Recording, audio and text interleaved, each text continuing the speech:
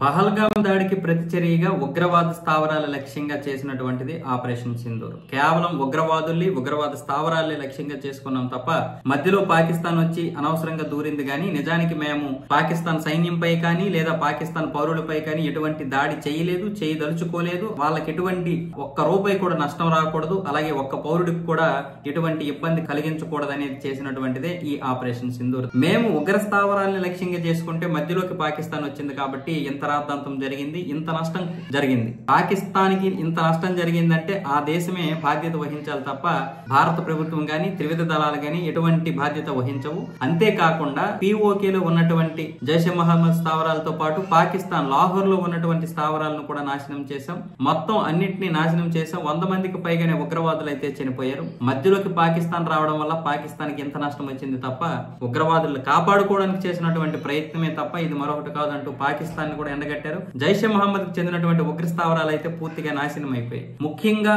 ఇక్కడ ఎవరైతే ఉన్నాడో అజహర్ మసూద్, వీడి కుటుంబానికి సంబంధించినటువంటి 10 మంది అయితే నాశనం అయిపోయారు. ఆ విషయం మనందరికీ తెలిసిందే. ఆ రోజు 10 మంది చనిపోతే వాడన్న మాటలు ఏంటంటే నేను కూడా వాళ్ళతో పాటు చనిపోతే బాగుండేది అన్నాడు. అంటే చూడండి, వాడికి కూడా ఆ ప్రాణాలు పోతే బాధ వేసింది అనమాట. అంత దాడి జరిగింది. వాడికి మనిషికి గాని మనిషి ప్రాణానికి గాని విలువివ్వనటువంటి రాక్షస జాతి అది. కాబట్టి వాడికి కూడా నేను చనిపోతే బాగుండేదేమో అన్నాడంటే ఎంత దాడి జరిగిందో మీరే ఊహించుకోండి. 10 మంది ఒకేసారి ఒకే కుటుంబంలో చనిపోతే ఎలా ఉంటుంది? కాబట్టి ఈ దాడి ఊహించలేనటువంటిది, అలాగే ఊహకందనటువంటిది, అలాగే ఈ పాకిస్తాన్ కి జరిగినటువంటి నష్టం కూడా చాలా పెద్దది, తీవ్రమైనటువంటిది. ఇప్పుడు IMF ఇచ్చినటువంటి ఈ $1 బిలియన్ ఈ నష్టాన్ని పోర్చడానికి కూడా సరిపోదు వాళ్ళకి. కాబట్టి ఫస్ట్ అయితే వాళ్ళకి కావాల్సినటువంటి తిండివో తిగానివో లేకపోతే ఈ ఉగ్రవాదులకు సంబంధించినటువంటి ఏవైతే ఉన్నాయో ఉగ్ర స్థావరాలు వాటికి ఏదో ఖర్చు పెట్టుకుంటదేమో పాకిస్తాన్, తెలియదు కానీ మొత్తానికైతే ఈ దాడిని అయితే అంత తొందరగా మర్చిపోయే పరిస్థితి అయితే పాకిస్తాన్కి లేదు.